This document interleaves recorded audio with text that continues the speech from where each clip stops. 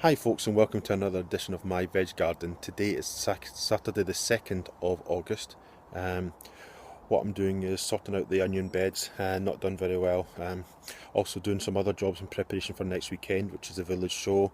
Last year showed a few items, got some first prizes and a third prize, so just going to do something. It's quite early compared to a lot of other ones, so there's not possibly leaks or things like that you can get for it. So let's follow me around as I go through the garden. So folks, this is the brown onion bed. Really quite dismal performance, I think, as Ian Naughton had said. Mother Nature seems to have taken its toll. Brown onions don't seem to have done much at all, and I don't think even the red onions have done anything. You know, most of them have gone to seed. So what we're going to do is get these out. The village show is next weekend, as I said earlier in the video, so we'll get these out and get these two beds here prepared for getting some winter cabbage and collie and sprout and broccoli in. So I've now emptied the onion beds, the two onion beds. That bed there had red onions and some shallots. This bed here had the brown onions. I've pulled them all out. Let's go. I popped them in the shed in preparation for airing them. So let's have a look at them. So here they are here. As you can see, not massively great size. They're sort of more shallot size really, aren't they, when you look at them. So as well as say the red onions are the same. I think the issue is the bed, so let's just go back out. So as you see, these beds here right next to the fence, trees line the back of it. What I will be doing is I'm going to move them. The onions will be going in the beds at the front here, brown onions and that one there, and the other one will be red onions and shallots. Also learnt from like Ian Naughton and others, and Dan. What I'm going to do is the onion sets, what I'm going to do is I'm going to plant them in modules next year in the greenhouse to get them started, like you do, we've done with the garlic previously. Get them started so they get planted, because what I did find was, as you've probably seen in earlier videos, is the worms started to move the onion sets about as well, so this will probably prevent that sort of thing. So that's that. What I'm going to be doing is, in this bed here, I'm going to get some brassicas. Idea is that bed will have cabbage, that one will have cauliflower, and when I take out the sweet corn from there, I'll put the purple sprout and broccoli. So I've got them here already. They were in a different tray, similar to one of those trays, so I've thinned them out. Planted them in there. I'm happy enough here. I've given it some fertiliser and some slug, because what I'm going to do is, to protect it outside, I'm going to put the protection frames, as you know, right from around my garden, on top of this with that in place, so they get the sunlight, but also they've got the protection outside as well. So that's what we're going to do. Say that was the that was the red onion bed and the shallots. The shallots didn't really do very well, even though I should have been following Dan's from the allotment diary, the way he did it. But you will have seen that in previous one. Didn't go well. You could see them, they were starting to form, but they were miles and miles behind. So we sort of left it. What else? Right, into this pot. This pot did have carrots in it. Did an absolute massive schoolboy error with it, because what were originally, as I say, I started the carrots in the greenhouse to start with, then took it out, and I've had them outside for a month or so. What I didn't do was, didn't put any holes in the bottom of it, as you probably can see, no holes in the bottom of it, even though there's markers on the bottom for it. So what happened was that as it was getting watered or it was raining, that the bottom third or so, maybe bottom half, was absolutely always full of water. And what happened is it absolutely rotted all the bottoms of the carrots.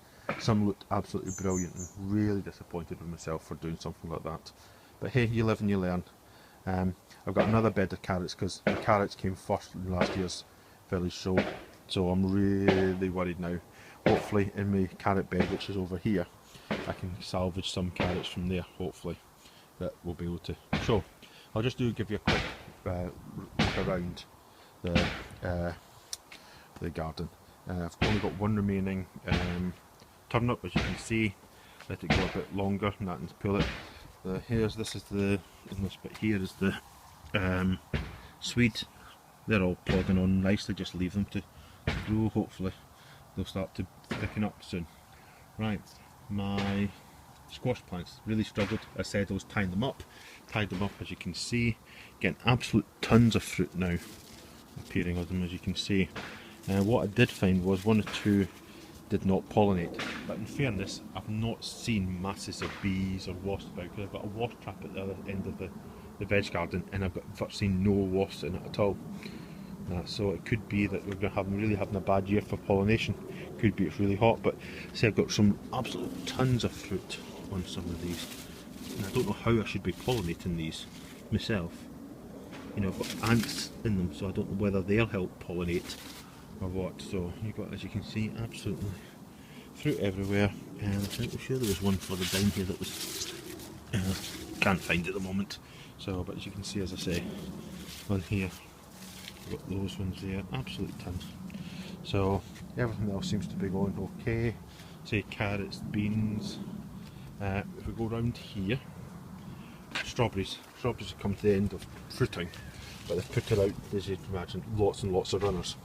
And this was a lesson I learned from, can't remember the guy's first name, surname's Harrison, John Harrison, that's it, just come back to me, from, you got a website called allotment.org.uk, but it's changed to allotmentgarden.org.uk, and he said, don't snip your runners off.